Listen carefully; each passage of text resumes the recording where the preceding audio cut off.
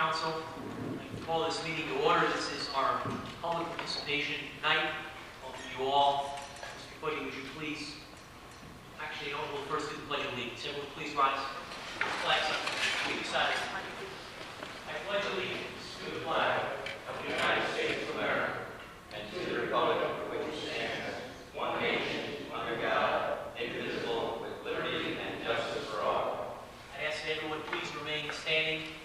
A moment of silent observation and thought of those troops defending this country all over the world.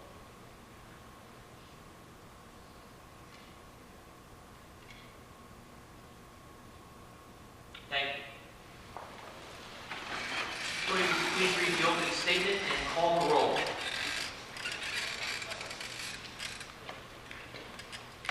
Would the minutes reflect the adequate notice of the holding of this public participation meeting of the Howell Township Council was provided for in the following manner.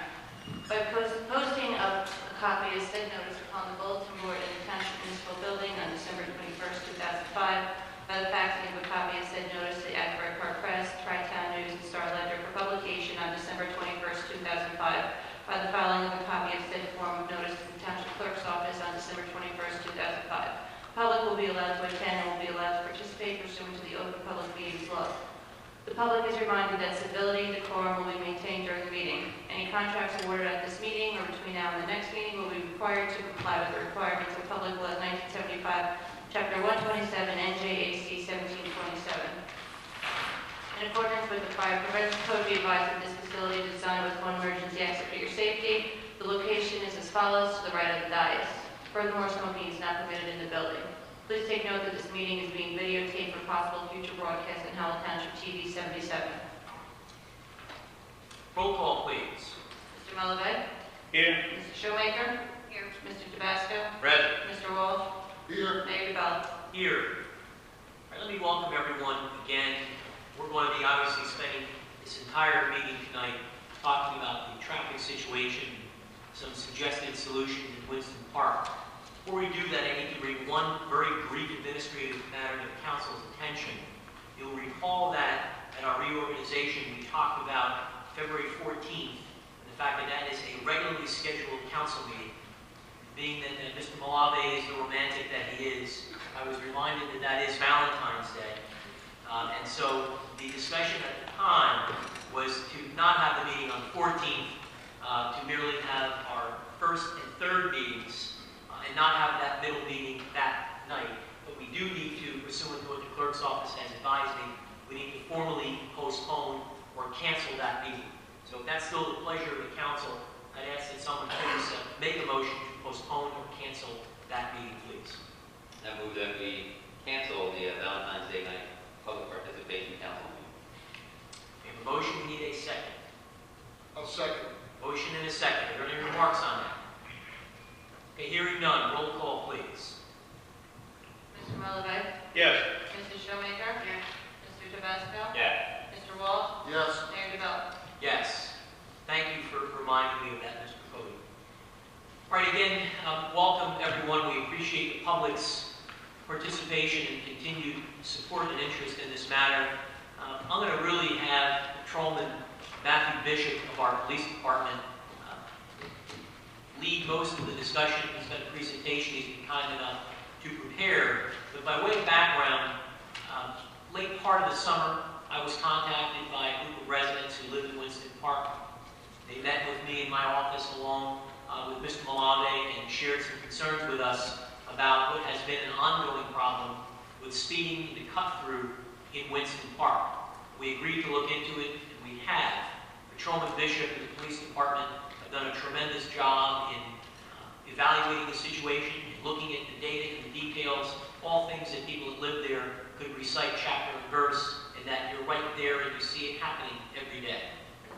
We called a special meeting, I believe it was in either September or October, where we wrote out and we personally invited all of the people that live in that development to come to the meeting and to give us their ideas and their comments and their input, knowing that you live there and we serve you. We ultimately want to put together a solution that will be in everyone's best interest, but specifically you live there and we wanted to hear exactly what you thought we should do when deciding the situation. So it was a very informative meeting that we had that night. We inventoried literally every idea that was shared with us. After that meeting, it was a special meeting that we held in the manager's office. Within a week or two, I was present, as was at the time Patrolman Bishop, Captain Scott, Chief Donahue, who's here tonight, from Fruit Acres Fire Company, Jeff DiMatteo of the Howell First Aid Squad, and our municipal engineer, Mr. William Nunziato. We spent a great deal of time walking through every one of the ideas and recommendations that we had gotten from members of the public, or that representatives from the fire service, or the engineering department, or the police department had come up with. And the primary motivation, then and now, can be summed up in two words: protect people. That's what this ultimately is all about. And so everything that we have done, or everything that we have tried to do, has been geared toward protecting people and solving the problem as best we can. Now, in fairness, the best solution, or a bigger help solution, might be if the state were to do something with Route 9, third lane. We all know that. The reality is, even if the state were to agree to do that, we all know that it would be many years before they would get the funding, and they could begin construction, and they could make that a reality. So if they approved it tomorrow, it could be 5 or 6 or 7 years before that might be finished. And we still have an immediate problem that needs attention. So we certainly don't profess that this solution is going to make everybody happy. But there comes a time, we believe, when we need to balance what is in the best interest of the safety, health, and welfare of our residents versus what might be viewed as a function of convenience. So having said that, Patrolman Bishop, I believe he's also here with a colleague of his from the police department, Patrolman McCulloch. I'm going to turn it over to them. Patrolman Bishop, again, has done an outstanding job in collecting and designing really the culmination of a bunch of very good ideas. We want to share it with you. There will be an opportunity for the public to get up and ask questions and give us your comments. We are poised tonight to make a decision. So we believe that after we hear from you, after we've heard from our professionals, we should have enough information to make a decision and begin to get this issue rectified as quickly as we possibly can. So without any further delay, Patrolman Bishop, I'll turn the floor over to you, sir. Thank you, Mayor. Yes, you want me to use the microphone, right?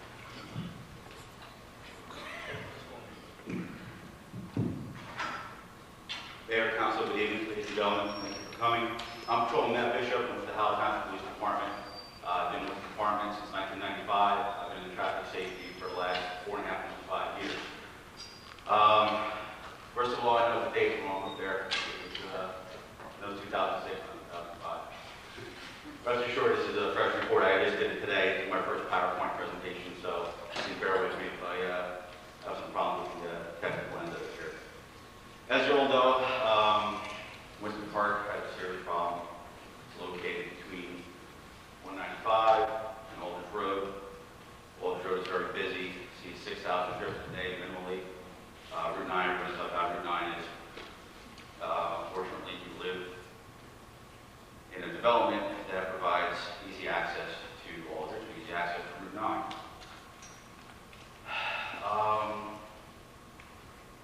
The mayor mentioned before about making a third lane on Route 9 southbound.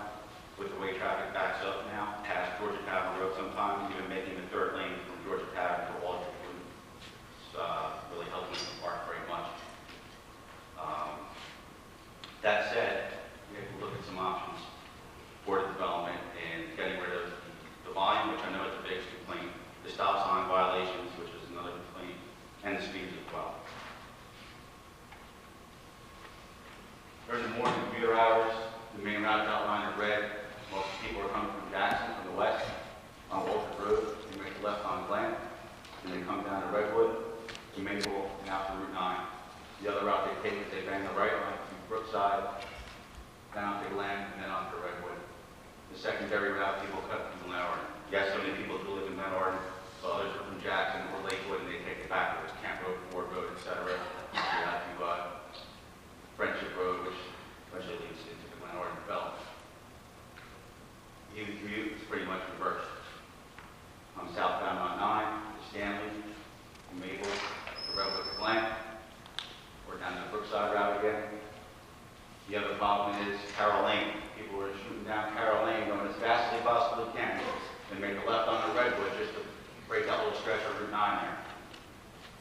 So you have three problem areas at night, and the volume is much, much worse at night, as they're all well aware of. You know, 2,000 trips per weekend, Monday, Tuesday, Wednesday, Thursday, Friday. 2,000 trips a day, Monday through Friday are made. Obviously, true residential streets are narrow. It's an older development. There's parking lot on both sides of the roadway, so it's even narrower still. The homes are close to the roadway. The kids are out in the front yards, close to the street, etc. Compared to other residential streets, Gladiator Drive, 185 trips per day, compared to 2,000. Derringer Drive, just across the side of the other side of Walter Road, 308, compared to 2,000 here in Belmont on Glen and North Maple. In the morning, we're seeing 300 vehicles on average between 6 in the morning and 9 o'clock in the morning, Monday through Friday. It's 2 vehicles per minute that go by somebody's house on Glen or Maple for 3 hours straight. 200 of these vehicles, or half of them in the time frame, speed of 25 miles speeding by 5 to 14 miles an hour. And the off-peak volume is still 1 vehicle per minute. So all day long, pretty much, you have 1 car per minute going by these houses on Glen Road and Redwood. Many of them are over 10 miles an hour. Even forget about it. It's 190 an hour, 4 o'clock till 8 o'clock p.m. 3 vehicles per minute for 4 hours straight. 368 of these vehicles, on average, are seen speeding for 5 to 14 miles an hour. Only between 9 o'clock at night and 6 in the morning does the vehicle count go below 1 vehicle per minute. Basically, you're sleeping. And that's why there's no traffic, when you're sleeping. Another problem that we have is that so many cars are using Winston Park and Glenarden as a cut through to get them to and from Route 9. Is that we see on average 10 crashes per year at Aldridge, Glenarden, and Glen Road. And most of these are, property damage, and a lot of them have injuries. And it's as a result of all these people cutting through. Obviously, you're fed up with the volume, like I said, the stop sign violations and the speed. I know since I've been officer since '95, I can sit on Maple Lane by Stanley, watch a car blow the stop sign at Stanley, make the left, blow the one at Redwood, while I'm behind him in the marked police car. Blow the one at Glen Road like I'm not even there, and doing 35, 40 miles an hour like it's nothing. Pull them over, and most of these people are from Jackson. Like I said, I've said this before at the last meeting, and it's true. Traffic is like water, takes the path of least resistance. Winston Park offers a path of least resistance in the morning. When Aldridge Road gets backed up, well, there's Winston Park, let's take Glen Road, etc., to get out to 9, where they got to go. Same thing at night, gets them around that traffic, get back to the road. It was suggested that we just post signage. One of the versions of signs that was suggested was local traffic only. Well, it's not enforceable. Anybody who lives in New Jersey thinks they're local, so that's not going to stop it. One-way streets is going to be a problem because you can get it to work for the morning commute or the afternoon. You can't get it to work for both. People that live on the one-way streets or inside Winston Park, they're going to get fed up with it. They'll violate it eventually. Time-related turn restrictions. Cold Snake has a lot of these. No left turn between the hours of 7 a.m. and 9 a.m. except for school buses. I called Cold Snake and also Middletown. They don't have the kind of volumes that we're seeing here in Winston Park that caused them to put those turn restrictions. They weren't even close. So Winston Park is much higher volume than what they're seeing in the other towns. It would require constant enforcement. As you know, Howell 62 square miles, and unfortunately we can't just stay in Winston Park constantly to be effective. Signage is only as effective as the enforcement behind it. So the signage would not offer a permanent solution. Stanley Boulevard, if you wanted to try to no right turns for certain hours, the problem is with Stanley, it's at the bottom of an off-ramp from a state highway. People go there, see no right turn, they're already there, they're going to make the right turn. So unless you post a police officer there for hours at a time, they're not, they would still do it. It would cause a backup on 9, it would create a nightmare. It just wouldn't work. Myself, other members of the police department, Engineer Bill Nunziato, the mayor, etc., we feel that the most realistic and the best solution that's going to solve this is to close Redwood to a point. One spot to be 200 feet west of 9 south. You have the Redwood Mall that parallels 9. You have a driveway that goes behind the mall there. west of that back driveway to the Redwood Mall. The other one would be at the Glen Road intersection. This takes the option away completely from these commuters. Of course, there are negatives. They essentially create two developments.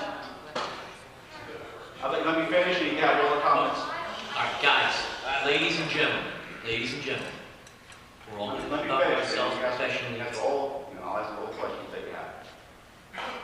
Negatives are you create basically two developments. They touch off the direct motor vehicle access to the ball field on Redwood and the archery range for those who live in Winston Park and west of the closure point on Glen. There was concerns about affecting the fire and first aid response, especially if we did like a cul-de-sac with concrete curbs and sidewalk, etc. As the mayor mentioned, we had a meeting with Captain Jeff Donadio and Chief Donahue of the Fire First Aid and Surgery Development. And we decided that knockdown pylons would be the most acceptable solution that will allow passage of police, fire, ambulance, etc. without a problem. It will affect the school bus routes. I met with the supervisor of the Howell Township Board of Education Transportation. They'll be able to adapt their routes, so it won't be an issue. Did you talk to Freehold Regional? Guys, we'll answer everyone's question after the patrolman gets through his presentation. And granted, this is for a little while, so you're going to create more backup on West Aldridge in the morning, 9 southbound at night. But people are going to find other routes to go. They can use Holston Corner to get to Jackson, 195, Strickland Road, Burgerville Road. These streets are much better designed to handle this kind of traffic, not your streets in your residential area. Also Route 524, 547. This is a picture of the knockdown pylons we're probably going to use. There'll be 20 more or less at each closure, 20 at Redwood, I-9, 20 at Glen and Redwood. They're going to be 48 inches tall to discourage motors from driving over as opposed to 3 feet tall. They'll be yellow, white reflective tape. They're spring loaded. You can have the vehicle runs over it and it pops right back up. My nice little drawing, I'm not an artist, I'm sorry. This would be the Glen and Redwood intersection, showing you that there's going to be no left turn sign, no right turn sign posted on Glen, do not enter signs, both on Redwood for all directions. Just the existing stop sign and stop bar will be removed there, because obviously people aren't going to be going through that intersection. And that's the closure off the 9 to the bottom of the street. You have the entrance to the Redwood Mall on the left, the back alley entrance. You have the bank on the right. You're going to have the signage at that closure point as well. Do not enter signs. No left and no right turn. There'll be no outlet sign on Stanley and Glen Road. It looks like that. When people come down Stanley Boulevard, below to the right, you're going to see it says no outlet. There's also going to be a sign which I'm going to have a picture of. And there's a stop or a yield sign there. You see, Stanley Boulevard to the right, no outlet. Route 9 northbound, with place to the left. These will be posted on top of the existing street signs along Walter Road at those intersections with the corresponding arrows. There'll also be signs posted at the closure points regarding the new ordinance. That's only going to say, emergency vehicles only can drive through the closures. The draft is already sent up to Town Hall, and at the next meeting we'll introduce it and then hopefully be adopted by the February 28th meeting. That way it's in effect, and we can really start enforcing it as soon as these signs, etc., are installed. The fines are very high. The pylons are expensive. They're $40 a piece. If people drive over them excessively, they're going to get damaged. So as you can see, the first offense will be $250, the second $500. Subsequent offenses will be $1,000. Somebody does it once, I think they'll think twice about doing it a second time. The ordinance also could have wording only allow emergency vehicles to cross over these pylons if they're responding to an emergency, not if they're driving in an emergency vehicle going to get a cup of coffee. And as I said, it should be introduced in the February 17th meeting and in effect 28th, more or less. Where we're at now, DOT has to get involved, especially since Redwood Road runs into a state highway. We're talking about shutting down a public roadway. So I sent a detailed letter request to DOT back in October. It's about an inch thick or so, with diagrams, stats, etc. The 3 different petitions I have gotten over the years. The most recent one had 93 signatures from 2005. I spoke to with the investigator, Mark Houston, who was assigned to this investigation. They only have 5 investigators for the whole state, and their supervisor is really sick, so they're shorthanded, but things are really slow with the DOT. He had to forward the packet and the request to Major Access. Major Access is a division of DOT that deals with things that access, like regular road accesses Route 9, or shopping center driveway that accesses Route 9. They have to look at it. I spoke to him yesterday. He does not see any problems from his department, the investigation end of it, as far as approving it. Spoke to people in Major Access. They don't foresee a problem either. I should have an answer. They have a meeting tomorrow, and I should have an answer either this week or next as far as where they stand. They approved the closure. Township awarded the signs and pylons. We got 40 pylons for the initial installation, 5 spares in case people weren't over and breaking, etc. It's $2,900, 2-week turnaround once they're ordered. Public Works can order utility mark out. In other words, check for underground pipes, utilities, etc. before the signs or time posts are installed in the ground.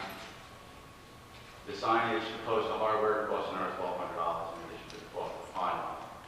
And once all the materials arrive, it should take Public Works about 2 days to do everything. Probably first put the signage in, and then put the pylon. Do it the other way around, it wouldn't be a good idea. Before we implemented the closures, if that's the route the township decides to go, obviously we have this important media campaign. We just don't want all of a sudden throw up these pylons and signs and have these 2,000 people or whatever a day realize that they can't go that way and have a big traffic jam inside your neighborhood there. So we have to do a media campaign in the newspapers, probably News 12, Channel 77, advising of this pending closure. Signs to be posted at Winston Park, saying something effect on or about such and such a date. This roadway is going to be closed at this point. Posters kind of signs that we put.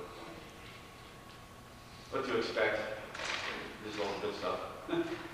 No more cut-through traffic, really reduce speeding, reduce stop sign violations, reduce cut-through traffic. And I think what's most important is reduce crashes and injuries and property damage at Aldridge, Glen Arden Drive intersection. There's a little less traffic on the rear development. That's what PowerPoint. I know a lot of people have questions. Lots of people have problems with this idea. So, I don't know how you want to run the questions. What I'd like to do, Patrolman, is first, any questions for the members of the governing body that anyone has, directed to Patrolman Bishop. Mr. Malami, I'll start with you. Do you have any, at least now, you may have more as the meeting goes on. Any questions?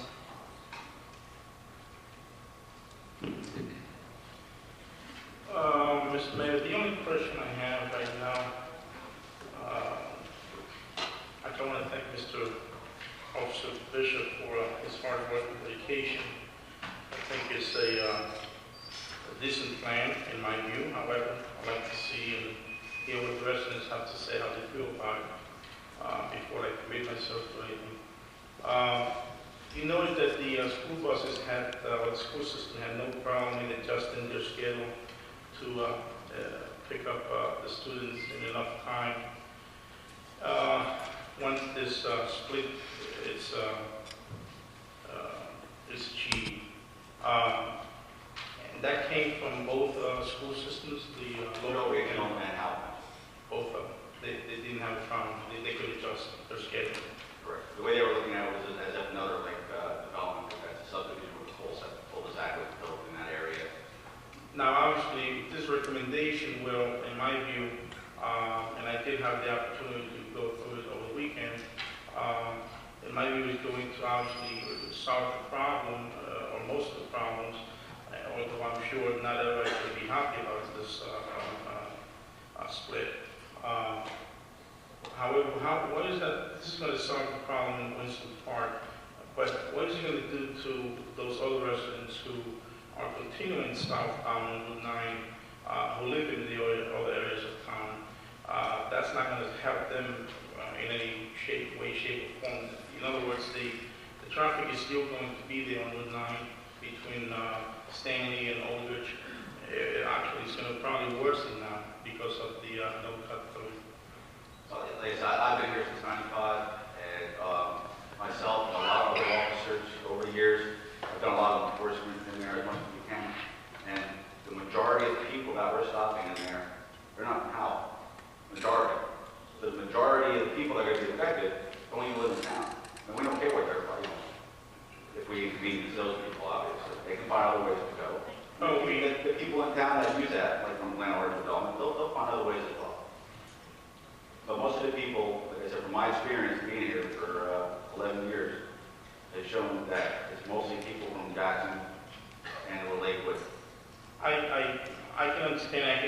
appreciate how you feel about that. Obviously it's your opinion, you're entitled to it. I don't like to inconvenience anybody that comes to Howell Township, whether they live here or not. But if I had a choice and I had to choose one to obviously have an inconvenience the outside residents, I'm just still concerned about Route 9. What is that going to do to the closing of the streets? It's going to still affect the Route 9. It's not going to solve any problems there. The traffic is still going to get backed up. I'm sure that, like you said, most of those people do probably live in Lakewood and or Jackson. However, there's still going to be some of our residents who travel southbound on Route 9 who are going to be greatly inconvenienced by this also. So we have to keep that into consideration when we move forward with this. That's all I have, Mr. Mayor. Okay, thank you, Mr. Lund. Thank you, Mr. Mayor. Deputy Mayor Tabasco. Not bad for that. Okay, Mr. Walsh. I don't have any questions for you, Mr. Bishop. I drove over there a couple nights and one morning. I wanted to see for myself how quick people were going, how much the traffic was. It seemed pretty accurate. It seemed like there were packs of 3 or 4 cars at a time, every minute or so. It seemed very dangerous. For as long, I spoke to Bishop before, this has been going on for 7, 8 years. If nothing could have been done, if those two dodged the bullet and nobody had been hurt real bad there, no child had been hurt, I think we've escaped. We got very lucky. I think something has to be done soon. It didn't seem safe at all to me. It seemed like a lot of excess traffic. I mean, I didn't feel comfortable with it. I drove across the highway and went and spoke with people on the other side of the highway where the road had been closed, and we spoke maybe 10, 11 years ago. Is that how long it was? Yes, sir. And speaking with people at development, they were inconvenienced, but they thought the development was very quiet and a lot safer for the children in the neighborhood. That was a positive thing to hear. The residents of Howell, they felt like the streets were safer. Or people flying through the development. And I wanted to go see it for myself. Really, I just didn't like what I saw with the amount of cars, the amount of traffic, and the speed. So, Mrs. Shoemaker. Just real quick, first and foremost, I think it's incumbent upon each and every one of us that sit on this board, that first and foremost is safety in the community. It's unfortunate for all of us that our safety has been impacted by surrounding towns and people trying to get home, but I do realize, because I do travel up and down Route 9, both in the morning and in the evening. I do not live in that area, however, I think there'll be a slight impact on the traffic there, but no more than it has always been. I think that there's going to be tons where we are going to have a little more backup. That to me is something minor when it comes to the safety of the community there. I think it was done on the opposite side, and as Mr. Walsh said, that community it served them well, having that the other side of the post office. And I think always, when we push safety aside for the convenience of a few minutes, I think that's when we become very unsure of the right decision to make, and that's as a board member. One of the things I would strongly suggest, though, is if indeed we do go through this, that you may want to put signs up to forewarn or announce it, much like the DOT and the county do, in advance, maybe even as soon as possible. We can put some type of signage up that said that, on such and such a day, you see it all over the place, that they will be closed, so that people know. Because when it goes up, and it will be enforced. If we don't enforce what we want to do here today, there's no reason for it. I do know that it's going to impact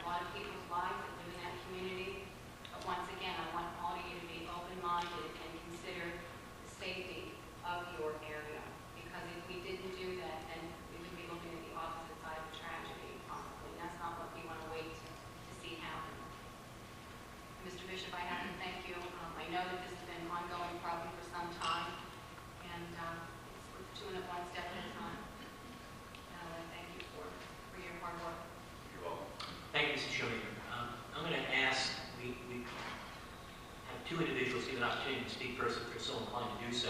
The only comments I want to make is, again, this may sound redundant, but it is certainly sincere. Drone Bishop has done an outstanding job on this issue. You can see from his report that no stone has been left unturned. I first became aware of this when a group of residents came to see me, as I mentioned, this past summer, and many of them said that this issue goes well beyond 7 or 8 years. There are people that said that there has been an issue that's been going on there for 15, 18 years. And this issue has only intensified as Jackson and Lakewood and surrounding areas have continued to grow, and they use Route 9 to get there.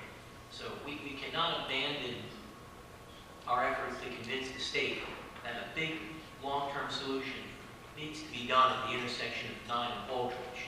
Mr. Malabe's comments certainly are well stated. There is still another issue, but as I said when we opened up, the immediate responsibility we have is to protect the people who live there now. And I think that is our absolute most significant responsibility. Not to be dramatic, but I see two young ladies here tonight who are pregnant who live in that neighborhood. And some of them caught me on the way in and already have 2 or 3 little ones that play in that neighborhood and that shouldn't have to only be in the backyard or shouldn't have to worry about being on the sidewalk or on their front lawn. And I feel it is incumbent upon me, my role, more than anything else, to see to it we protect people any chance we can. We have with us tonight, we're fortunate enough to have with us Chief Donahue. Chief, not to put you on the spot, if you have any comments you'd like to make from the fire service perspective, we'd certainly be interested.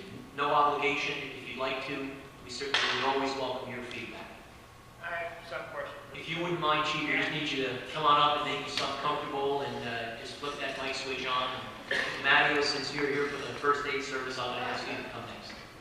You know what you got here? You can sit with it. Go ahead. Keep it coming. If you guys would both, for the benefit of the public, just give us your names and your respective responsibilities. My name is William Donahue. Pull it like close, Chief. My name is William Donahue. I live at 10 Bass Place. I'm also the fire chief for Good Fire Company. Once again, Mr. Mayor, ultimately, in this, I don't want to see this. I think it's going to be a problem. My one and only question, and I don't think we've really covered it, is what's going to happen when it snows? I know what's going to happen. Public Works will come up and show the snow up to the dividers. And we're going to have 8 feet of snow piled in front of these dividers, and I'm not going to get in the fire. Drone Bishop, can you give any commentary or answers around that? And has that been discussed with DPW at this juncture? Well, no, it hasn't, but I mean, common sense would dictate that they'd have to figure out a way to properly plow that area. We have the benefit, we have the township engineer with us, Mr. Nunziato.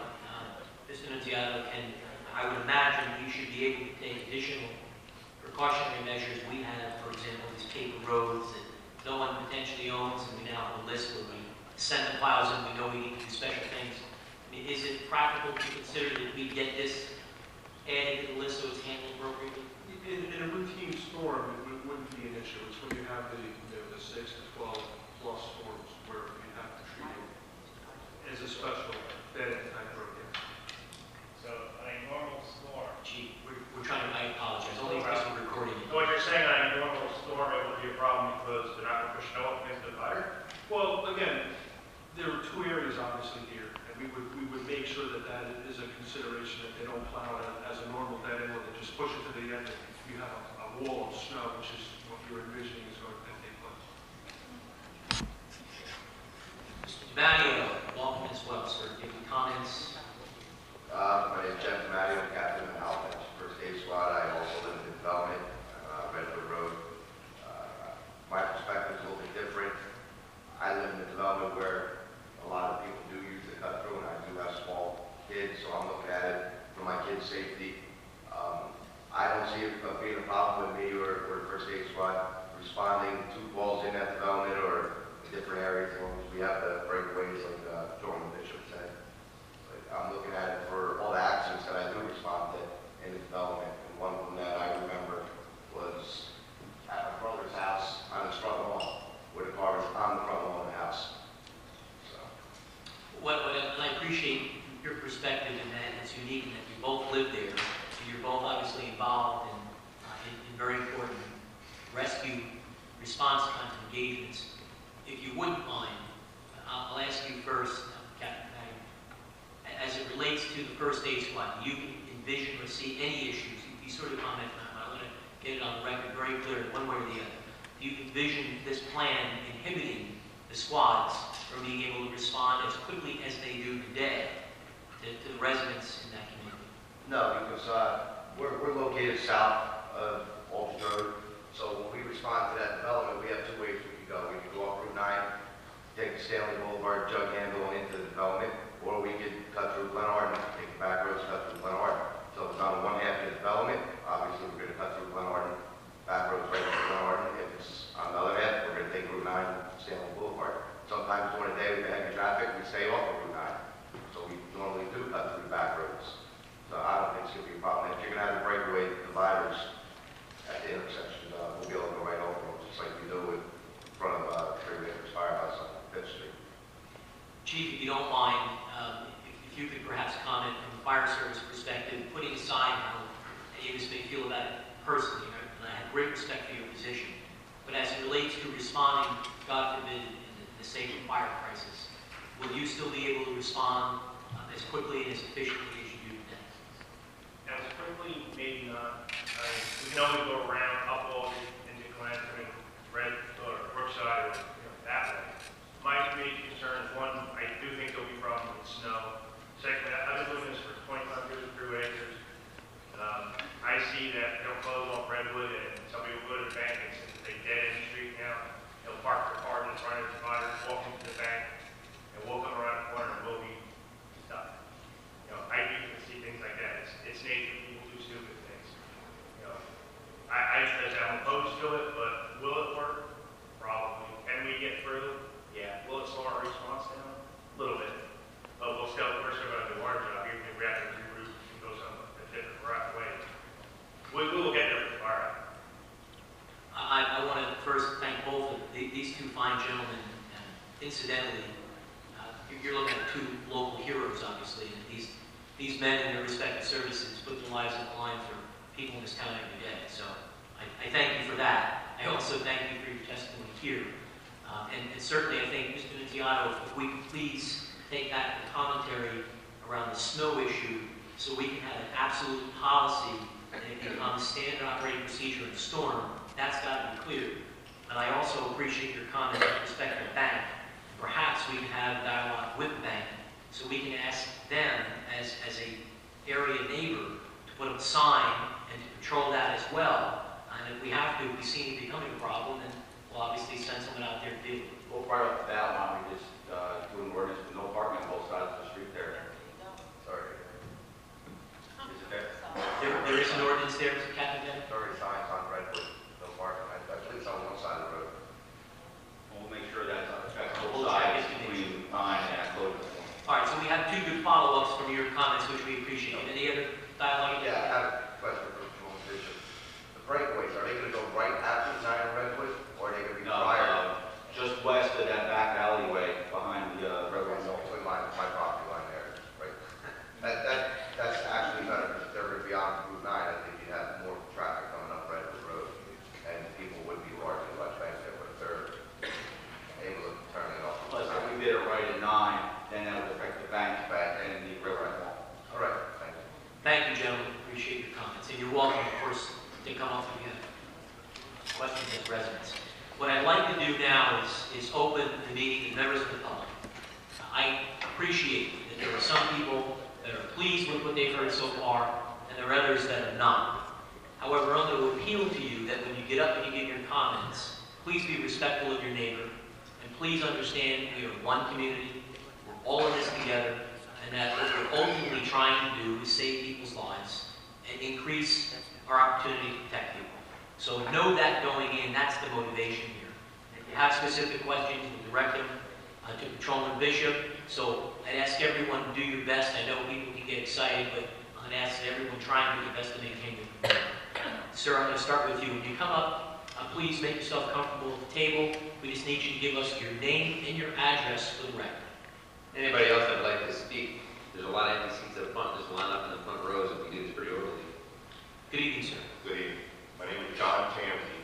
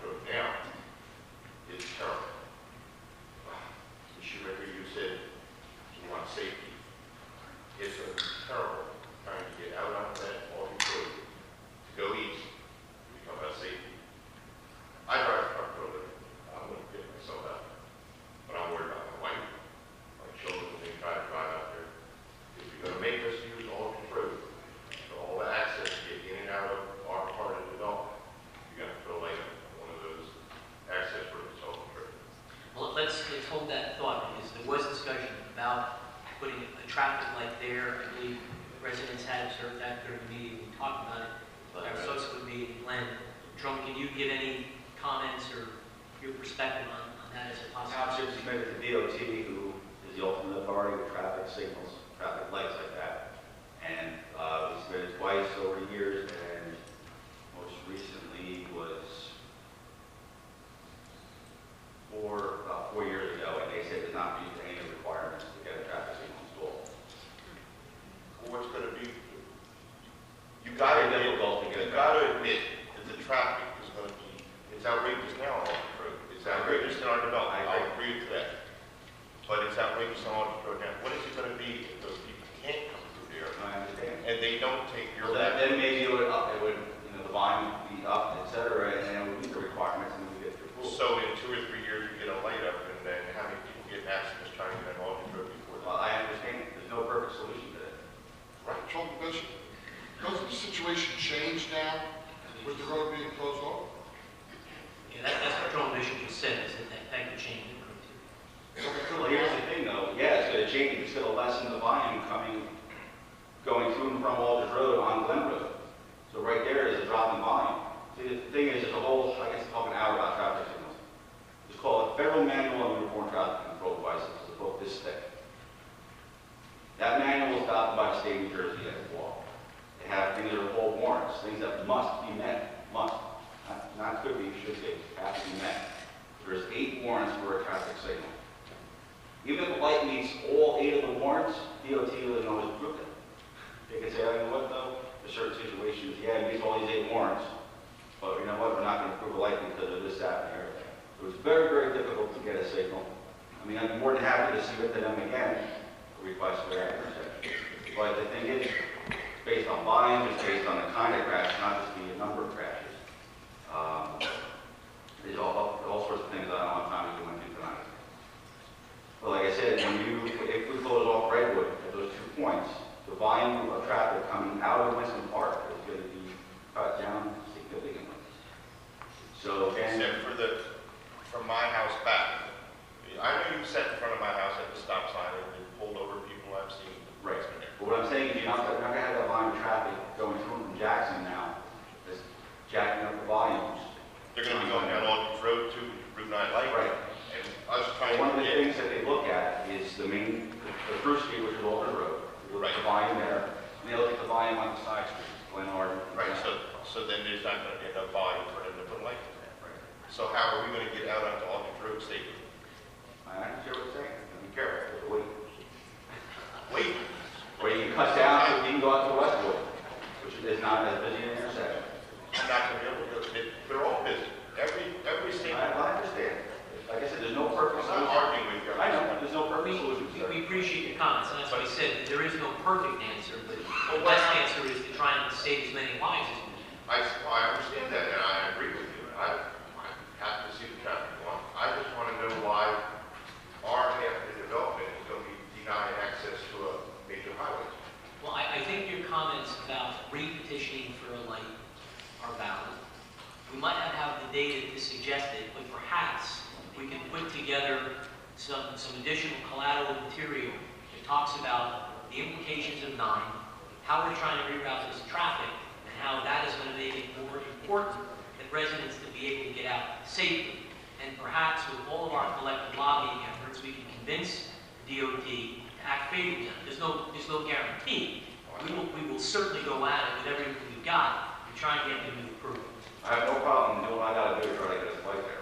But All right, I'm saying I it's understand very that. difficult. But I'm just saying it's going to be almost impossible for us to get out to Aldrich Road and try to go east to Route 9. What happened to the suggestion that somebody made at the last meeting about speed bumps?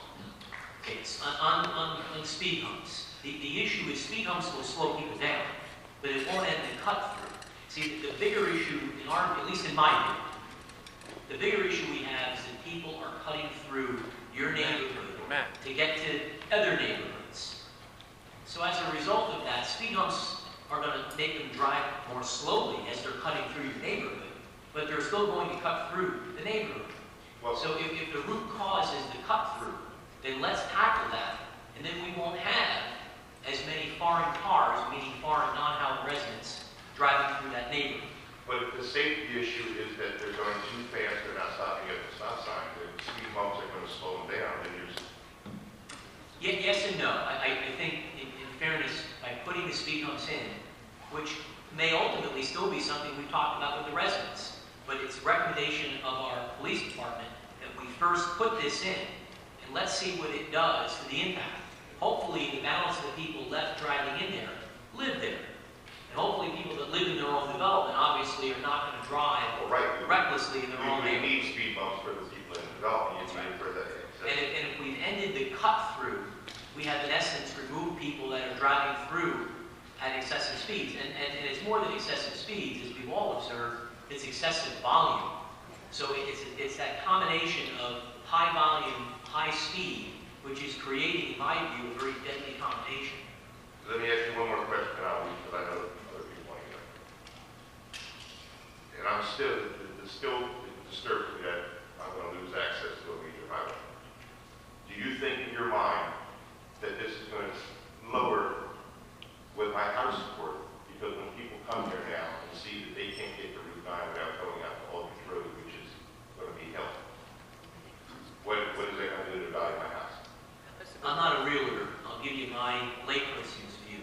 If I was to come look at your house, and I was interested in buying it, and I came after work one night with my wife and kids, and I saw the condition of the speeding and the volume of the traffic today, I would say I should sooner live on the Garden State Parkway. If I were to come back, and I'm being somewhat facetious, but if I was to come back and see a neighborhood that didn't have that volume, didn't have that cut-through, and had the protection for my family of not having as many vehicles coming off Route 9, driving through that quiet little piece of paradise, I would be much more happy knowing that my family was protected from a greater cut-through level of traffic coming off Route 9. Again, I'm not an expert, I'm not a realtor. That's sort of my view on it in looking at someone that has small kids and would want my family to be protected from cars coming off at excessive speeds off Route 9. Thank you very much. Thank you for your I'm comments. very concerned about trying to get out onto Aldridge Road. We will pursue the light issue. We'll certainly do everything we can. Just as a follow-up, when I tallied the number of roads that are affected by this, there's basically 5. Glen Road, Brookside, Elm Court, Oakwood, and Westwood. That's 5 roads. And they do have 2 different accesses onto Aldridge Road. If you're heading to Aldridge Road West, you can go out either way. If you go east, I would venture to say they're correct. It would be difficult to go out on the easterly side of Brookside Drive, try to make a left to get involved in that traffic. But the clear answer to provide safety to those residents on those 5 roads would be to put a light right where Glen Road is and make it opposite Glen Road and Glen Arden in a T intersection. And we've gone to the state assembly people and senators before to do things locally that we originally weren't intended to be able to do and managed to succeed. So I would venture that we should push on those people to do that. But clearly, by putting the pylons at Redwood in the 2 spots it's intended to go, by what Patrolman Bishop has done, will provide 0 cut-through. And that is a major concern. So the minor concern of getting safety out to Aldridge is less of a concern in my mind. And we can still accommodate that by pushing for that light and that complete safety. And they would have easy access. And still, when he says he doesn't have access to Route 9, they would still have to let onto Aldridge to get to 9. It's not like they don't have any access at all. It's an extra minute or so to get there. All right, who else would like to be heard? Hold on, folks, we're going to get to everybody. So save your comments until you get up here. Yes, ma'am, I'll recognize you. Come on, yes.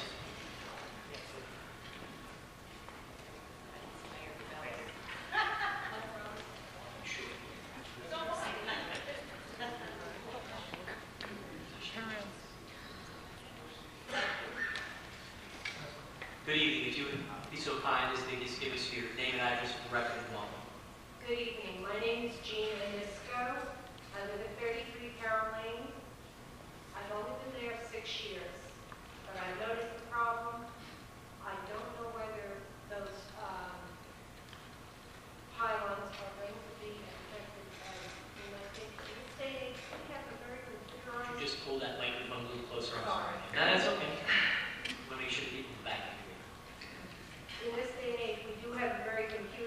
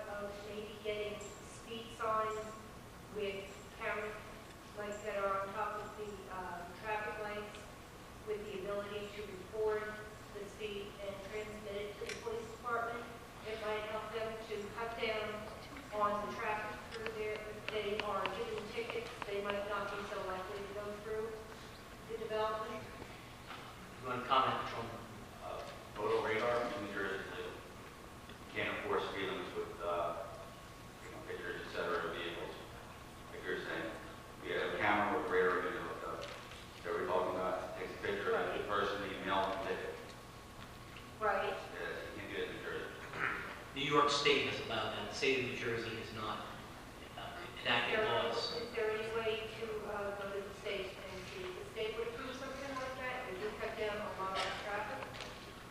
We had it at one point for a very brief time, and people complained about a violation of privacy, et cetera, so it was shot down years ago. So we can't do that in New Jersey anymore. Has the police department also done away with the radar guns that they've used? No, we still have radars in the patrol vehicles. Would there be any way of putting one of those speed limit devices on the streets? How about the trailer that shows people how fast they're going? Right. You know, we have 2 of those, and we put them in different places all over town. The only downside of this, What about the purchase of more of those that would be able to be put on? The problem with that is, if you just park one there forever, unless there was a police officer there, on a very regular basis, to stop these people, they would ignore it eventually. Yeah, the first couple of days, you know, maybe they're taking my picture or whatever, and the longer that thing stays there, and they see that there's no enforcement behind it, it won't be a lasting effect. Because the gentleman before me did make a very good point as to people that live on Redwood not being able to get out to Nine or out to Aldrich. There's got to be some way for them to get out, and there's got to be ways for people to get from Maple out to Nine. That's going to create a backup in our own community. So you get out to the 9 via Salem Boulevard, so you live on Redwood.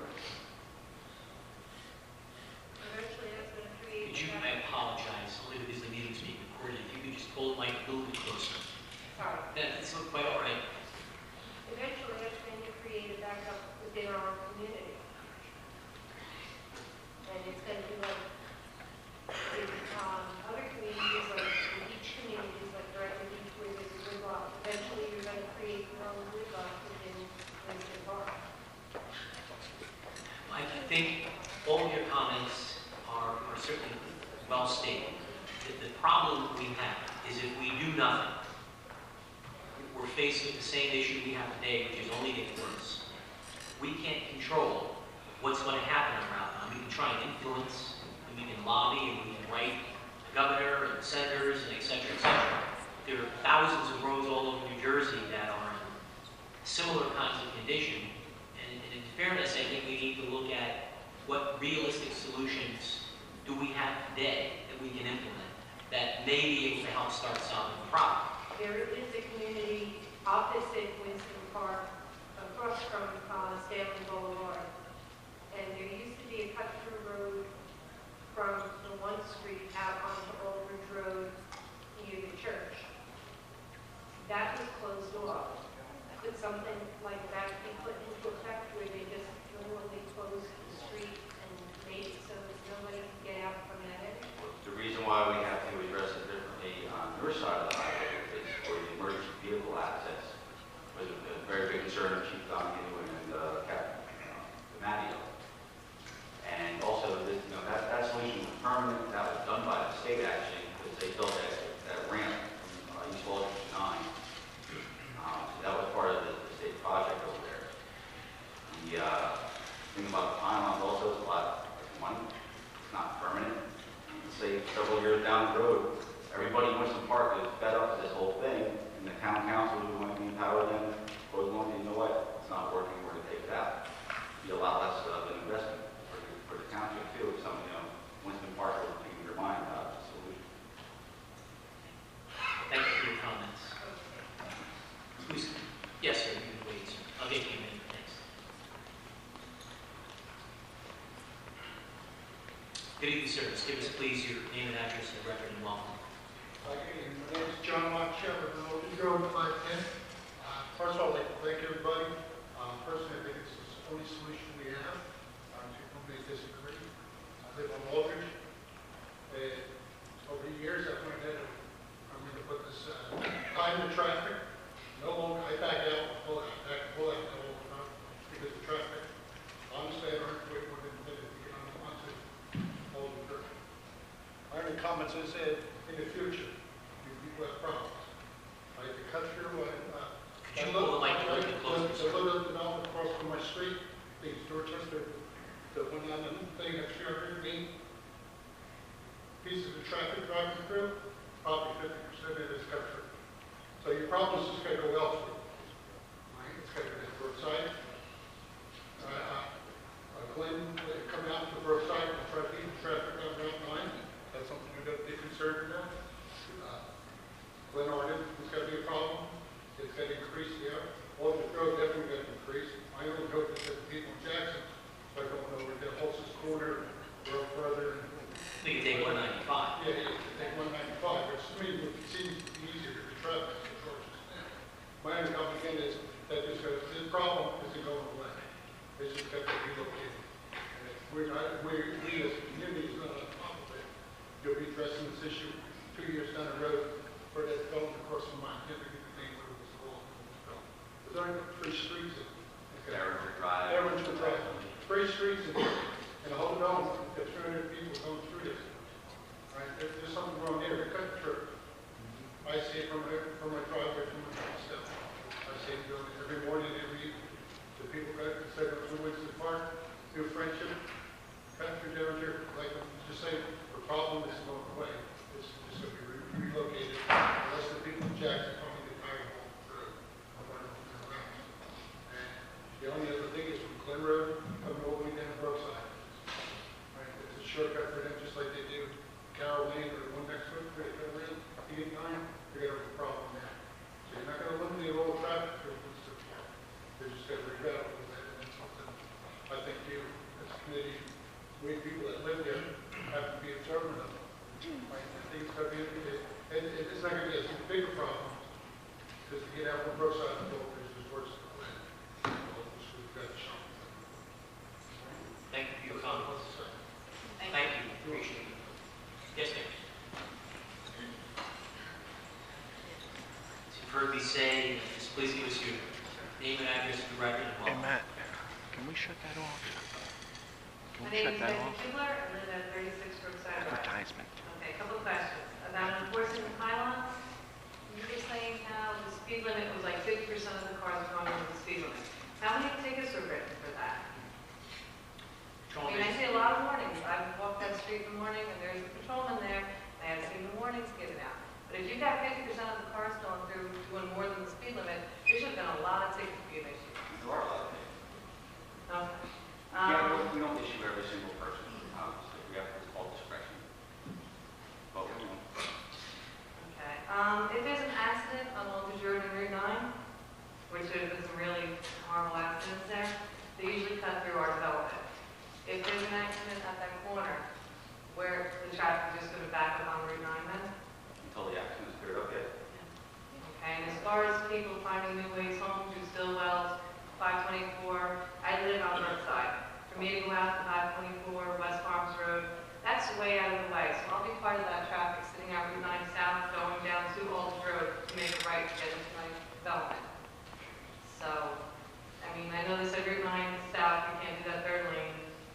We don't know that. It's just not something that in reality is in local control. I mean, Route 9, as you know, is a big state highway. They've expressed that they'd like to add a third lane, but as Patrolman Bishop even talked about, even adding a third lane, just with the sheer volume of people that are going to the southern part of Howell, to Lakewood, and to Jackson, coming down that way, hopefully what we'll find is that Jackson people will get off and get on 195. And hopefully that will relieve a lot of the backlog. I don't think disclosing anything that's not already known. There is a huge hotel conference center looking to come right to the intersection of 195 and 9 right on Stanley Boulevard.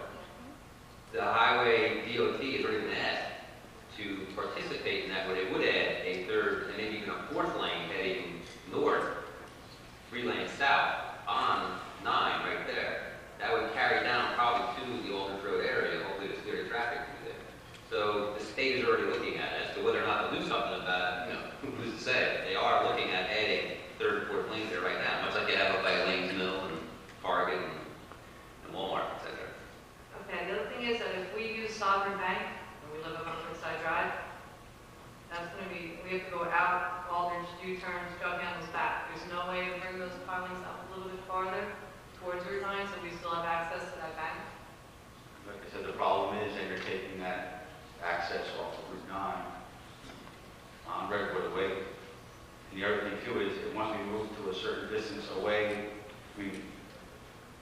You have to be a certain distance away from Route 9 before this major access department gets involved.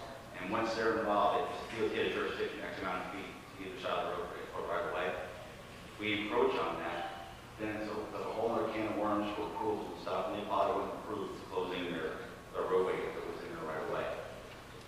Officer Bishop. Like I said, there's no perfect solution. No, I know, we not block intersection signs, at least done for us on Aldridge Road, that we have to come out to Aldridge Road. We at least get do not block intersection signs, so we have like access out to Aldridge. See what reason. Is that something we could do, Patrol? We'll look into that. Okay. And has the idea of maybe just closing off Glen Road and Aldridge been entertained at all? I mean, like just shutting down an entrance in Winston Park. That still gives us Oakwood and Brookside to get into the development, but that still gives us access out to Route 9. But then people will still be able to cut, let's say, not southbound, Stanley. Right, by the time you're like doing that, and you're like, it just seems like it'd be more of an inconvenience for them to go up to Westwood or Woodward. But not as bad as I'm sitting on 9. Sure. See, and I'll be one of them. And everybody else at the top of Route 9, up at the top of that development is going to be sitting. Still safer having it on 9 in the neighborhood. Thank you for your comments. Do you have a question, Mr. Wall? If we move the pylons to Sovereign Bank, then they have access to development, wouldn't they? That's correct. So the people going south. South of 9, they can drive up the 9. Development, then we have the whole thing all over. Well, then what happens is then they'll end up hitting the pylons at Glen and Redwood. And people will be, doing U-turns and be a mess. Okay, next, yes, sir, come on. Please give us, again, your name and address, record of law. Hello, Harry Anderson, for the 22 Maple Lane. Welcome. Cut half the development in half. Doesn't sound good. If you close off 4 of the 5 streets, just leave Stanley Boulevard open, I think you'd end it all. Yeah. You'd have all the problems. Nobody would have anybody coming down Glen Road, cut down Brookside, hit by Pantry, because that's what's going to happen if they cut the development in half. You're going to relieve the problem over by Maple Lane, Carroll Lane, and everything over on that side. Or you're going to cause a problem on the other half, the older part. You're saying close the way. All the other 4 streets. Everything but standing. Everything is same. You have 3 streets up on Aldridge, plus the end of Redwood. You're saying close Glen, Brookside, and Westwood? Yes, so once the park, and that's it. You don't have no cutoffs, you have no feud between the east and the west or whatever going on over here at Winston Park, because they can't get through Redwood, and they don't have to wait on the road. They have to go to Stanley to get the light, they can go right. Then you have the people who want to go west on Walden Road, how they can do that. Then they have Go to Stanley, where there's a light. There's a light there, you have to put another light on the land, you don't have to spend an extra $100,000 ever on a traffic light. The light is already there. Later, you spend a couple of dollars on cones or a couple of barriers. Snow plowing, that's pathetic. We have little trucks, turn to the left, turn to the right, push it up on the sides. Or back lane, you have access to get to any road possible. And safety, you have it. That's another option, is closing those 3 access ways, but I don't know how the people who live.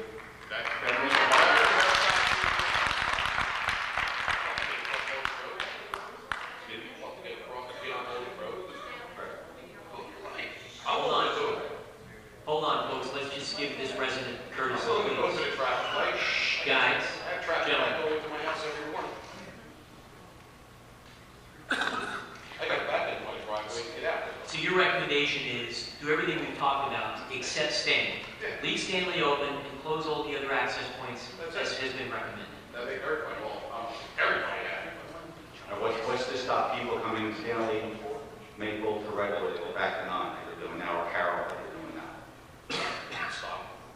They can't get out. They come down Stanley Boulevard, and they can make a left on Carroll, or a left on Redwood to get back out to 9, like they're doing now. They close off Redwood too. The end of Redwood. Still close on. He says close everything except Stanley. Okay. Close 4 of the 5 streets. Got it. When they close down the old one, they put 95. Officer, do you have any, not to put you on the spot, obviously, it's a good idea. Is that something that in your view, based on what he's described, would work? The first meeting we had, there was people that didn't like that idea. I don't guess they're not here tonight. Yeah, well, Hold on here. so I want to make sure everybody's clear on this. It would be one closure at Redwood, which is closer to 9. It would be the closure at Brookside and Aldridge, closure at Westwood Road and Aldridge, and the closure at Glen and Aldridge. Those 4 closure points is what is being postulated here. And then just leaving Stanley Boulevard open, so everybody in that entire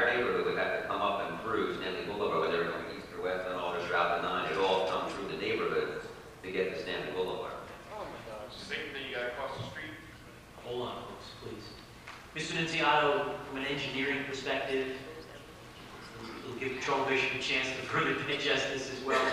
Do you have any observations or thoughts about this resident, this gentleman's idea?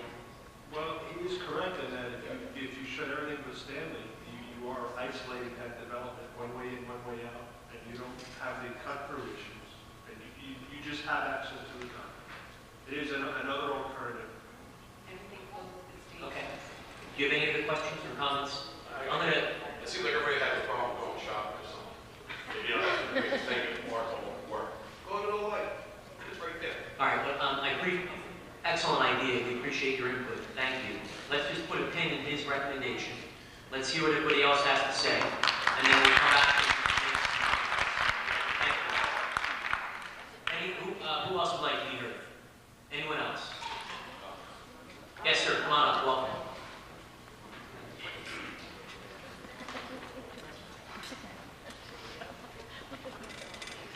Good evening, sir. Just please give us your name and address for the record. Yeah, Bill Kennedy at 6 Oakwood Drive.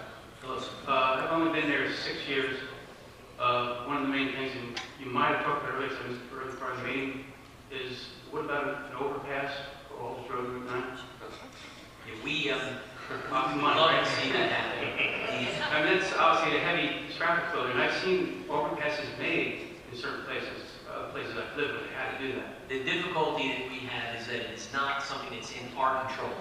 We can't legislate the state to do it. It would require the state to make an investment in doing it.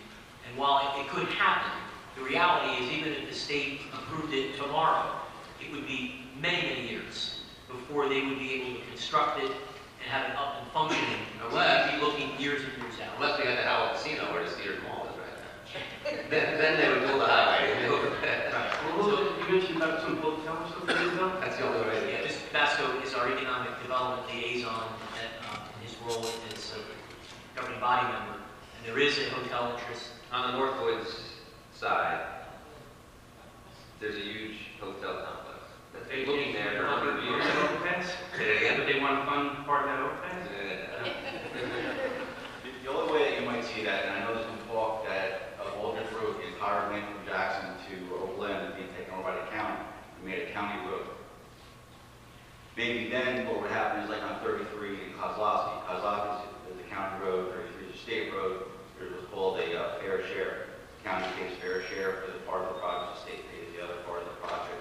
That's the only way I would see that ever being considered by the state. How the township asking for it, I don't think that would ever happen. We would never be able to come up with that kind of money. You're talking millions and millions of dollars or something like that. Yeah, but just my observation when I first moved there was that is the bottleneck. And also here in the traffic, of course, all the time, a common bottleneck. I have one other question is, the people that you stop going through our development, are they going on to Oak Ridge West, all of them? Or do you know, do you ask them? The majority of them are going to Jackson. All right, so have they sort of any other way of getting these people coming off 195 and going through, or just 9? If they're coming from north of 195 and 9 south north of 195, there's these three major roads, Burgerville, Strickland, West Barnes, West Corner, they're all lead out to Jackson. If they're coming from north of 195, they can get on 195 and get three different exits from Jackson. Okay, so I was just thinking that They're the coming past off the interstate to 9 south, Aldridge, then you have Friendship and Friendship. Okay, all right, thank you. Thank you, Mr. Kennedy. Okay, yes, sir. Come on right up. I'll get to you next.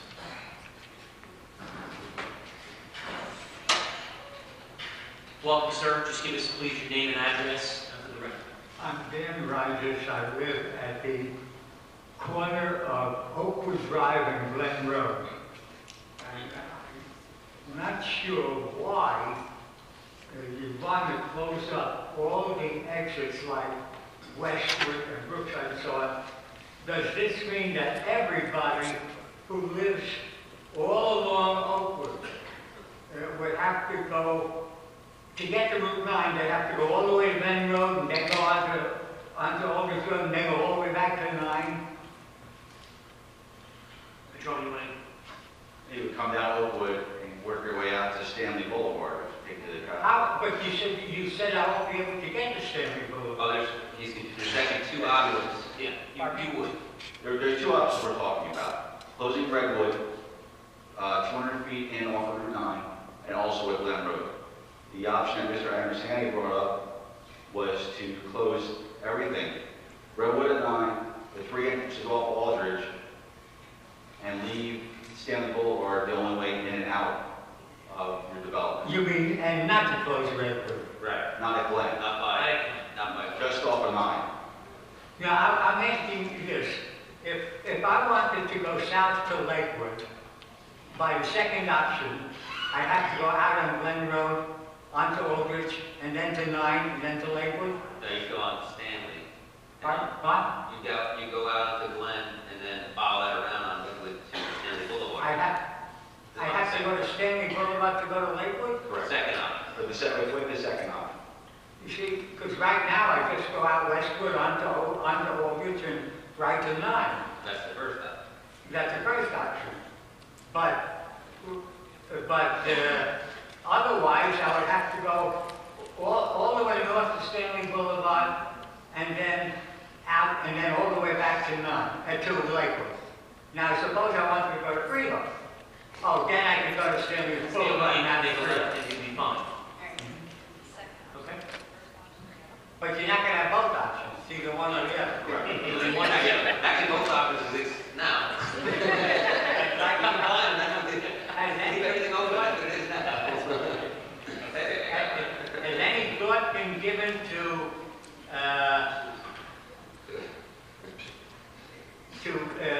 maybe taking a referendum? You know, it seems to me that all the people on one end of Winston Park are trying to close the other end of Winston Park. No, you know what? I live in the south end of Winston Park. I'm not trying to make it difficult for people in the north end.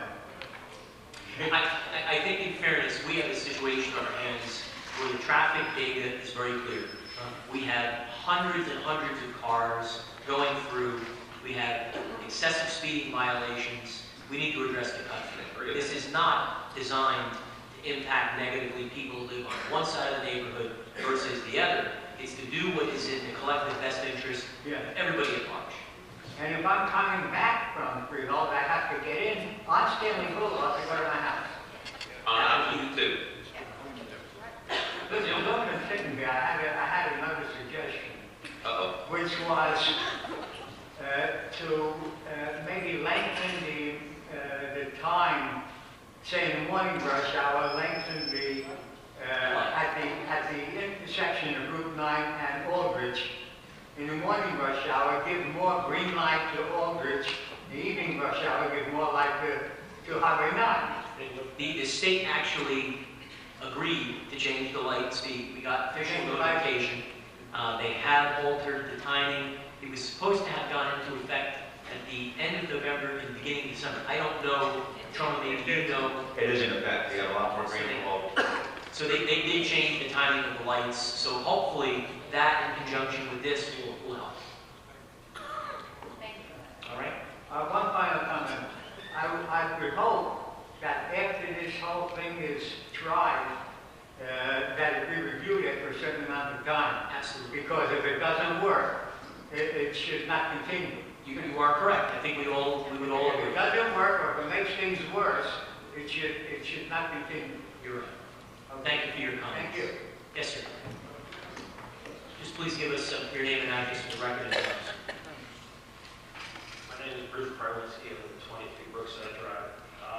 The second option is not feasible at all because you're going to be funneling all the emergency response to one street. And Route 9... Goes off with the pylon stuff. We could drive right over. With Route 9 the way it is, everybody has to come in off of 9. Okay? Fire and first aid. You're blocking off the rest of the neighborhood, having to go out one street. That's not an option.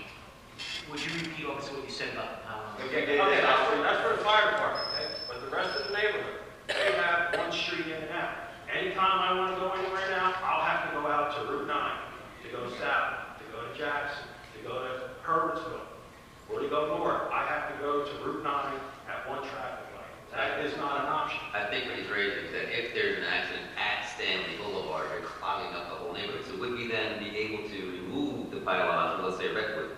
in the case of an accident at Stanley Boulevard, you would have an alternate route out there. They're detachable on their bases, so if there was an emergency, absolutely. But you're still forcing everybody through one street to get out of that neighborhood. Stanley Boulevard. And to go anywhere, I have to contend with Route 9 and traffic. You mean with the altered plan? Second option, everything is closed except for Stanley Boulevard. Then I have to go to Route 9, to go south on Route 9, to go west. You raise a good point. We have to digest that, and then we can look at the two options. That's a very valid observation. Thank you. And I have another thing. You know, when I first moved in, all along Brookside Drive, there were no parking signs. And through snowplow accidents and people having accidents, speeding through the neighborhood, knocking them down, they've never been replaced. Okay. Mr. Naziano, can we look into that, please? And have them put back up? The ordinance, if it is in effect, absolutely. If there's no parking signs, go ahead. All right, we'll look into having those signs put back up. You have a question as well? Officer Bishop, on the scenario number 2, why would we have to close Redwood? It would give the people in development access to Route 9 going south, and nobody would come into that development except the people that live there, because they have no way out except to go back to Stanley. If you don't close Redwood, you'll have the same problem you have now.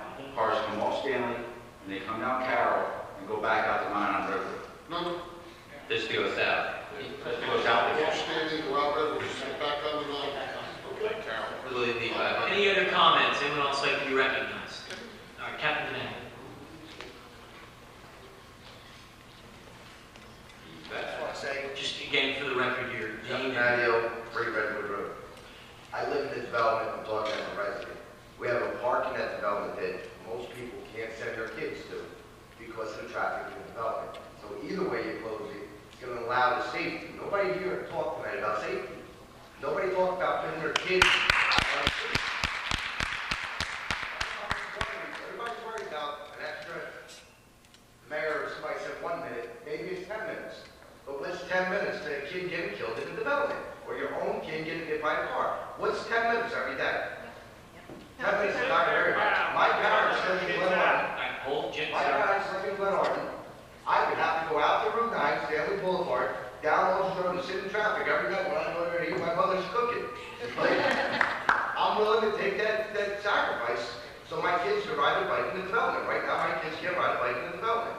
My kids can't play. They can't play basketball in the driveway because if the ball goes out in the street, they're going to get hit by a car. On Redwood Road, they're going to get hit. There's been numerous accidents on Carroll and Redwood, and everybody knows that. There's been accidents on Glen. How many cars have been hit and runs on Glen Road? How many lawns were damaged by cars going up on them? It's a constant issue, but nobody here is talking about safety. Well, Everybody's worried about going shopping. I'll just quickly repeat what I heard Cynthia say earlier. Our number one responsibility as council people sitting up here is to protect the health, safety, and welfare of the people. So if that is being weighed against inconvenience, we will protect the health, safety, and welfare of the people. Thank you. Thank you. Thank you, Mr. Kennedy. I'm going to give you really, really quick. Really quick, okay. I need your name and address again for the record, sir. Bruce Charlinski, 23 Brookside Drive. All right, we can't let our kids go out in the street and play out because of the traffic coming from Route 9 coming through Jackson. Okay, right now what we're talking about is these other alternatives. Something is going to stop traffic going through that neighborhood. Okay, yeah, you had cars on your front lawn.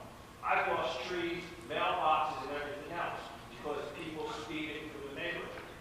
Once something is done. Use the mic, use the mic. Once something is done, our kids can play in the park in our neighborhood. Until then, we have to get the traffic stopped. Whether it's at Route 9 or someplace, the traffic has to be stopped. I think we appreciate your perspective. Okay, I'm going to close the public portion. I thank everyone for your patience and your comments. Everyone really did a terrific job. We had some good exchange and ideas. At this point, in light of the recommendation Mr. Rangassini has given us, I'd like to just proceed as follows.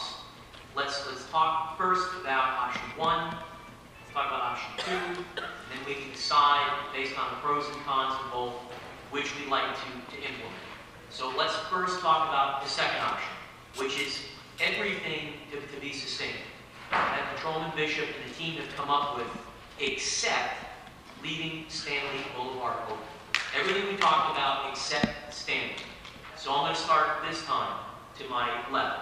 Mr. Walsh, we're going to go right down the line. This way we can stay very disciplined on this topic. Let's try and get this done. So Mr. Walsh, you're right ahead. Option 2. This is option 2, leaving Stanley open and shutting down everything else as has been recommended. The Redwood and Glen would be open. Redwood and Glen would be open. No, they would not. They would not. Everything is shut. Everything is shut except Stanley. No, but where Redwood and Glen would have the pylons there, that would be open. That's correct. Okay. Mr. Walsh. On option 2. I mean, safety has to be first. I mean, I started out by saying I drove over there, didn't think it was safe, drove over to the other side of Route 9. The people are, even though it was an inconvenience to some of them, going over to shopping center and all, they were happy it was safe.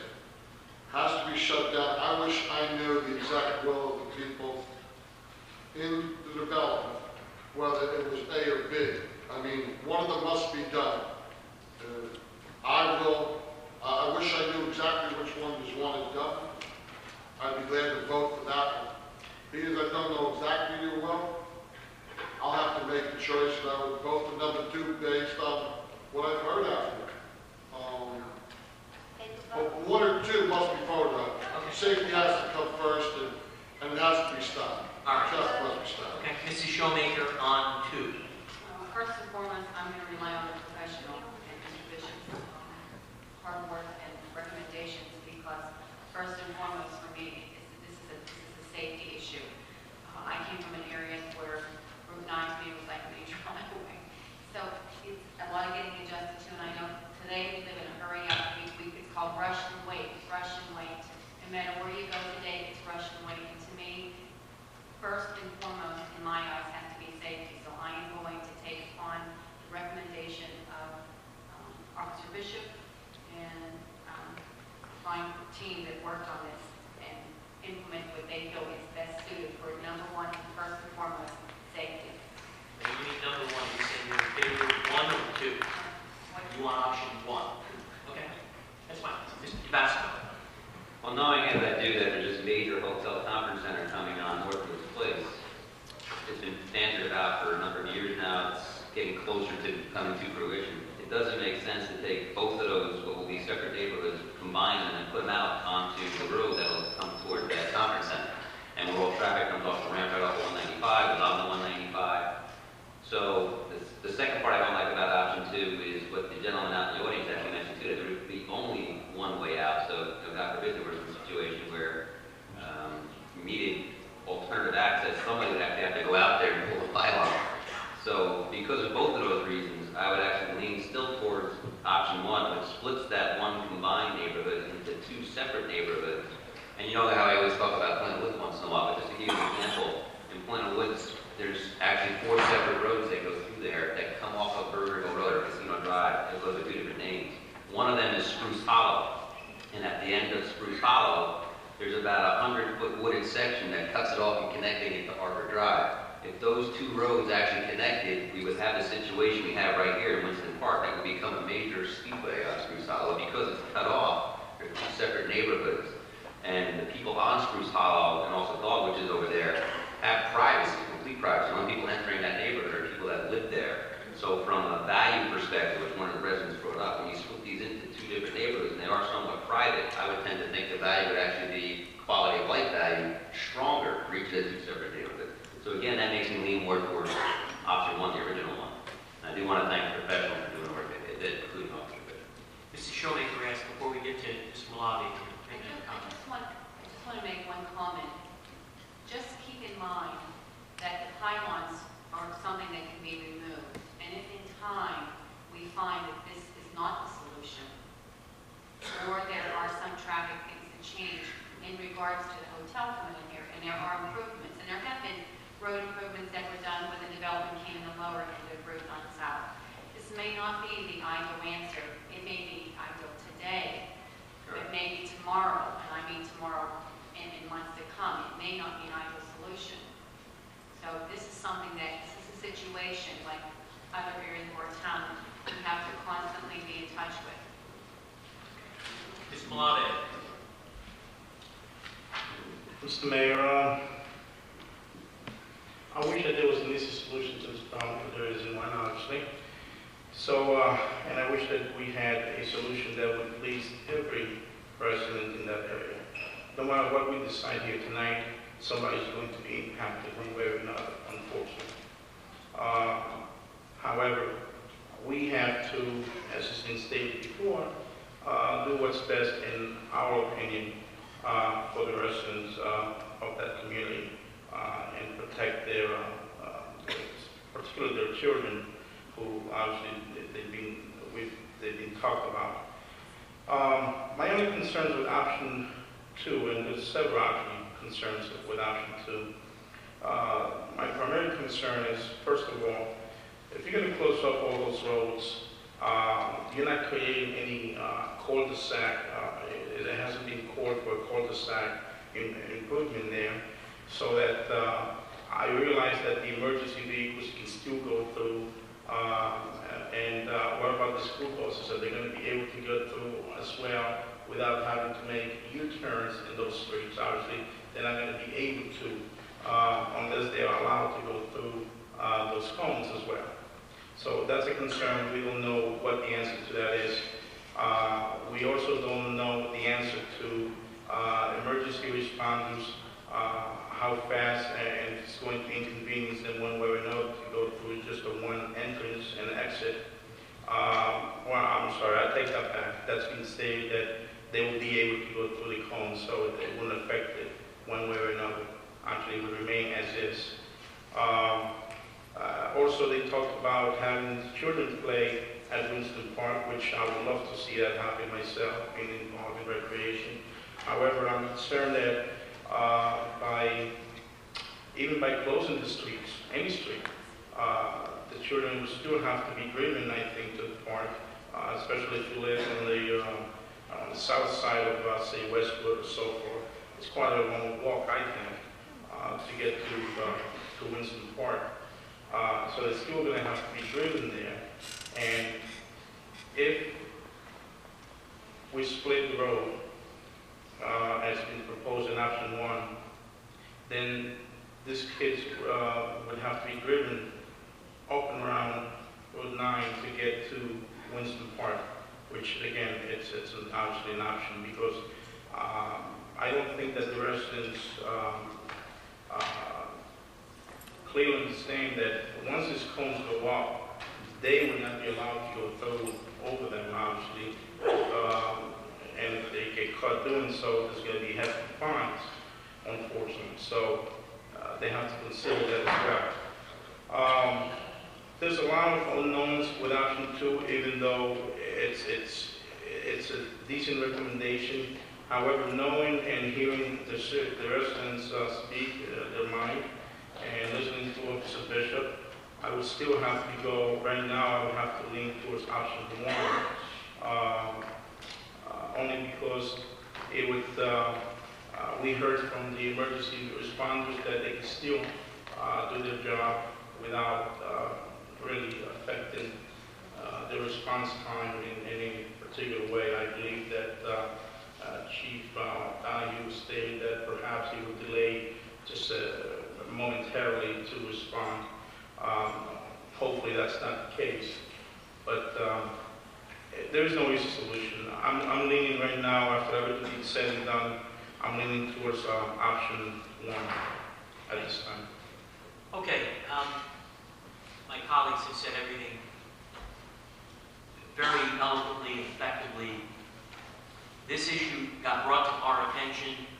I apologize, I can't remember the lady's name that's sitting next to Mr. Anderson. Gracie. Ms. Gracie came and brought it to my attention with a petition, and we took it seriously. And we tried to respond in a way that we think will help as many people as we possibly can. And we have tackled in the last couple of years some issues that, boy, they just don't seem to have an actual good, solid solution one way or the other. And this is certainly another one of those issues. But if we do nothing, we know that we're letting the situation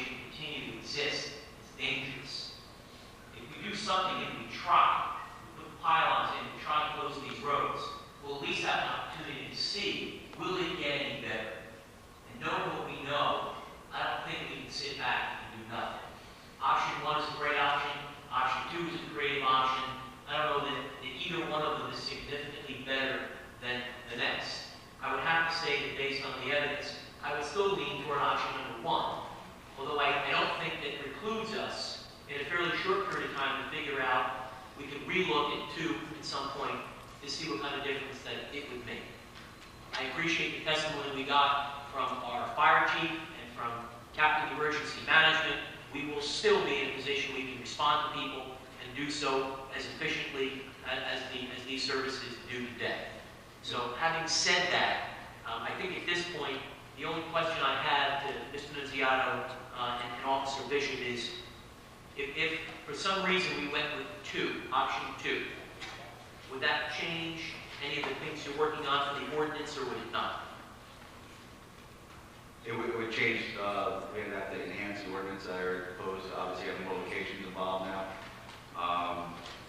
DOT wouldn't have to be involved as deeply because it doesn't affect the access to Route 9. I take that back, actually, never mind, we still have road closed, scratch that. What I would like to put on the record is the petition that was filled out. Please, go ahead, sir. This is Darlene Deinhardt, who's sitting over here to my right. Yes. Over the course of 2 months, has almost 100 signatures here from the residents of Winston Park, and it reads, we, the residents of Winston Park, support the recommendation for a cul-de-sac at the corner of either Redwood and Glen Road or Redwood and Maple Lane in order to end excessive through traffic from Route 9 to Aldrich Road. We are not in favor of restrictive signs, which are intended to divert traffic, being we feel this will not be effective. Like I said, there's 93 signatures on here.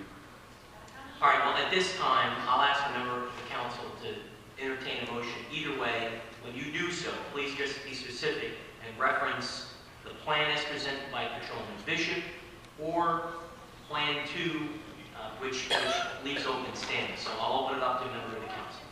I would move that we go with Plan 1 based on the consultation of our Patrolman Officer Bishop, which would mean that we would have 2 closures with pylon, 1 at Redwood and within 20 feet or so of Highway 9, and 1 where Redwood meets Glen Road. Okay, we have a motion. We will Second, Mr. Mayor. motion. We have a second. Ladies and gentlemen, other remarks. Please. First and foremost, it's unfortunate that in today's society we have no more motorist etiquette. What do I mean by that? It's sad that we need to have signs up that say "Do not block intersections." And Officer Bishop, I would like to see that one enforced in that area, because I do agree that on Aldrich Road, people are not courteous to each other. Everybody's in a hurry today, and unfortunately, we do have to have those signs there, and that must be enforced and adhered to. That's first, number 1. Number 2, it would, since we are going through this transition over here in Winston Park, I think it would behoove us to go through the signage process and see what signage was there and no longer is there in way of no parking. I think that's another thing that has to be put on here. And the no parking ordinance signs down in the area of the bank.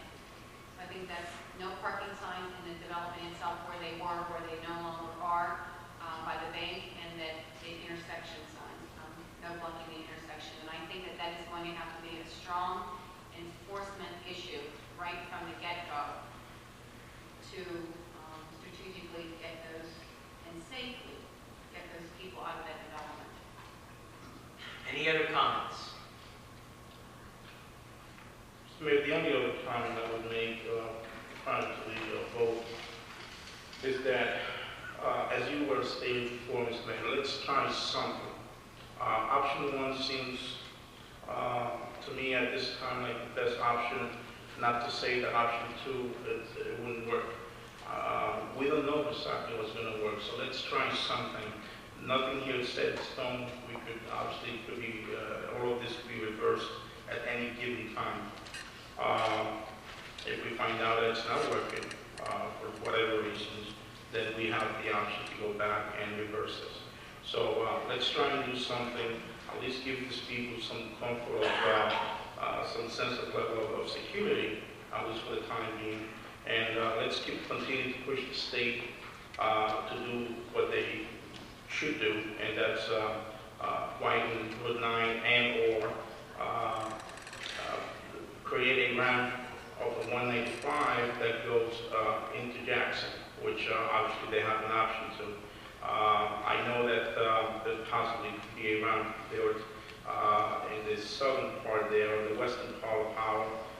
But again, then we're going to have people from, say, Addison Road complaining about this exit ramp there. So either way, somebody's going to get impacted, unfortunately. You mean where Fort Plains becomes Larson Road, having a... I think that there's an opportunity there. There's an opportunity there for a exit ramp to, at least the traffic will be off of Route 9 and will be so much closer to Jackson. But again, people in say, Addison and that area there, Spicy Pond and so forth, may have something to say about that. So we'll see. Okay. Any other comments? Okay, hearing none, this is a roll call. A yes vote will be in favor of the plan originally presented by Patrolman Bishop as compiled by the team. Roll call, Mr. Cody, please. Mr. Malevich? Yes. Mrs. Showmaker? Mr. Tabasco? Yes. Mr. Walsh? Yes. Mayor DeBella? Yes. Okay, I want to thank everyone for their participation and their comments on this. As we have said many times, we're going to see how this goes. We certainly haven't erected any concrete walls, and hopefully what we have done will begin to help the problem. Mr. Cody, I don't believe on the agenda that there is any additional business for tonight, is that correct? Okay, I'll entertain a motion to adjourn. We have a motion? Second. All those in favor? Aye. Thank you, ladies and gentlemen.